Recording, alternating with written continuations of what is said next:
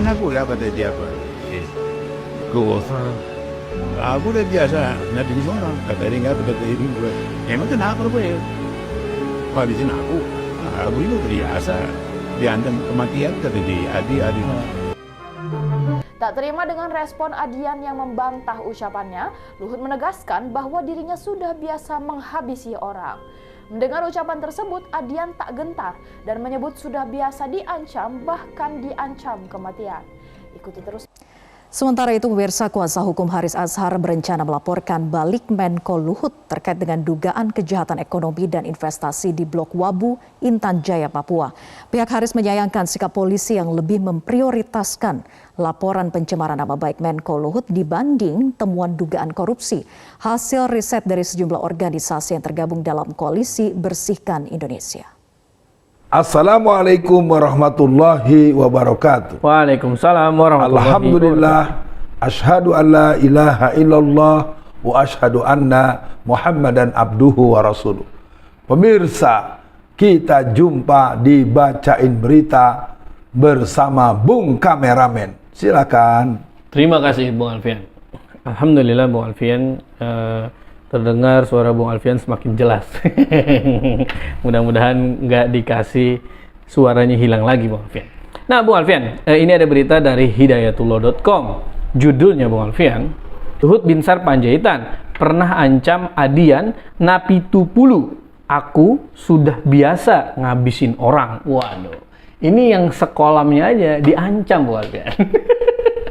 Apalagi yang bukan temennya Bung Alfian. Saya kira premanisme di politik kita itu nggak ada Bung Alfian.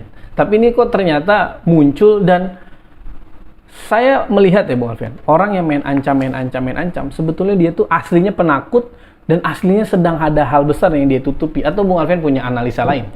Ya, bismillahirrahmanirrahim. Sebagaimana pernyataan saya sebelum ini, Bung Kameramen semakin cerdas. Amin. Semoga tetap rendah hati, tidak sombong. Amin. Dan menjadi lebih pintar dan tetap istiqomah untuk menjaga channel ini untuk menjadi rujukan berita di seluruh tanah air. Amin ya Allah. Ya, jadi adalah Luhut Binsar Panjaitan. Dalam sejarah karier beliau, sebenarnya tidak ada yang terlalu istimewa. Beliau biasa-biasa saja. Iya.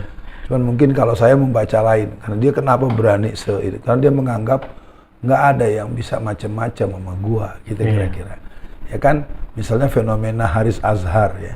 Haris Azhar itu kalau boleh kita telusuri saja, kasus yang dia buka itu kan sebenarnya demi kebaikan bangsa dan negara. Nah, dia lebih banyak mengingatkan, jangan gitu dong, gitu kan. Kira-kira sederhana sebetulnya. Dia masuk pada wilayah menggugah rasa keadilan, menggugah.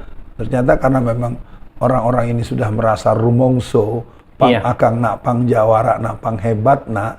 Jadi mereka ini merasa siapa yang berani sama gua gebuk. Nah kira-kira gitu.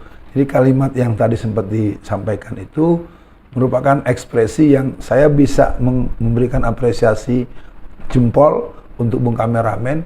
Memang ini perahu sudah mulai retak. oleng. Nah, sebenarnya ayat yang sering saya sampaikan itu masuk. Nah, Tahsabuhum jami'a wa qulubuhum satta. Kau lihat mereka seolah-olah bersatu, padahal mereka itu terpecah belah. Iya. Oleh karena itu kepada seluruh masyarakat, kaum muslimin, innallaha yuhibbul ladzina yuqatiluna fi sabilihi saffan ka'annahum bunyanun marsus.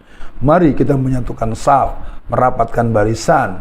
Mari kita bersatu, kita teguh, bercerai kita runtuh, dan mari kita jaga Indonesia kita. Karena Indonesia ini hanya bisa dijaga atas pertolongan Allah Subhanahu wa taala dan atas komitmen perjuangan dari seluruh patriot-patriot yang bertauhid. Betul. Dan itu merupakan fakta sejarah yang tak bisa dibantah dengan realitas perjuangan di negeri ini.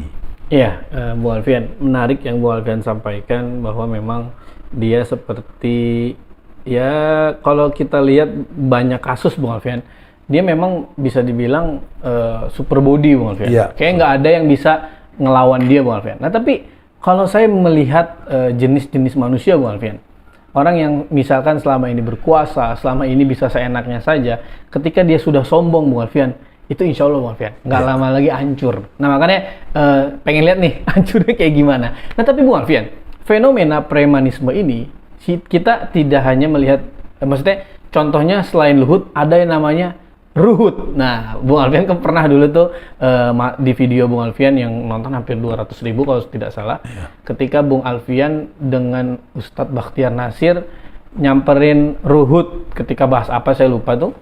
Ternyata dia juga kabur Bung Alfian. Nah, kemarin juga ketika Bung Alfian bertamu ke Pak Ahmad Yani, Ketua Masyumi, ternyata Pak Ahmad Yani juga menemui ini orang bacotnya gede, tapi ketika disamperin by one atau 1 lawan 1, dia juga ciut gitu Bung Alfian. Nah, dan dua-duanya uniknya, ini orang-orang kafir Bung Alfian.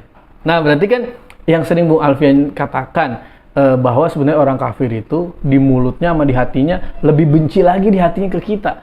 Nah, tapi kan Bung Alfian juga sering ingatkan ke kita kan, kalau kita berani, orang kafir itu pasti takut. Nah, ini gimana Bung Alfian?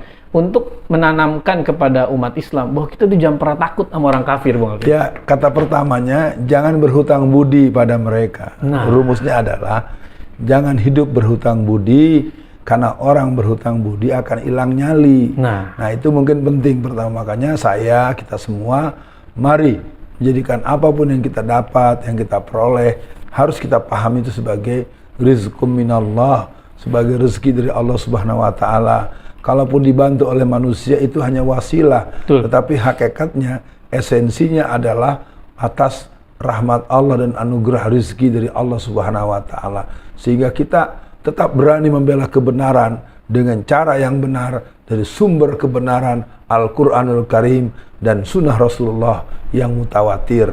Jadi kembali, persoalan ini merupakan persoalan saya sangat cocok betul bahwa ini merupakan situasi anti klimaks. Tanda buah itu akan membusuk. Rayap-rayap maupun belatung mulai tempel. Jujurnya nanti batangnya akan melayu dan menguning. Dia akan jatuh dan akan diinjak. Tidak ada orang mau membelinya. Diberi gratis pun orang tidak mau dengan buah busuk itu. Iya, Bung Alfian. Saya juga pernah Bung Alfian mendengarkan salah satu ceramah Ustadz bahwa ternyata orang zolim itu Bung Alfian ya, dia nggak akan dibiarin disiksa di akhirat doang, di dunia pasti disiksa dulu. Makanya kita nih umat Islam udah banyak banget sabarnya. Nah Bung Alfian, ada yang menarik, ada yang menerka pertengkaran atau ancaman Luhut ke Adian itu hanya sekedar gimmick Bung Alfian. Gimmick atau ya mungkin buat naikin berita atau apa, tapi mungkin untuk akhir sesi kali ini Bung Alfian. Dulu kita pernah lihat ada PDIP seolah-olah berantem sama Ganjar, ternyata Ganjar jadi capresnya PDIP. Nah ini untuk akhir sesi ini, kalau ada yang nanya, menurut Bung Alfian nih, LBP kan disinyalir atau diberitakan pernah ngancam mau habisi Adiana Pitupulu. Itu gimmick atau serius kalau menurut saya serius. Serius ya? Sebenarnya juga kasus Ganjar juga serius. Tapi karena kalau orang main catur tuh udah skakmat. Sebenarnya kan kalau untuk kasus Ganjar itu kan yang diinginkan bukan Ganjar. Semua orang tahu kok. Kan Bung Amamen tahu siapa yang balihonya yang di tempat bencana. Yang beribu-ribu itu kan. Orang-orang kan nggak paham siapa nih Mbak siapa nih Mbak nih siapa Mbak Mbok. Nah kembali kepada Luhut dan Adian, mereka berdua itu berseteru secara sesungguhnya. Dan itu kan keterangan dalam Al-Quran. Orang-orang kafir itu sesungguhnya sesama mereka pun mereka tidak saling tolong-menolong. Mereka hanya bersama karena ada common enemy yang sifatnya situasional.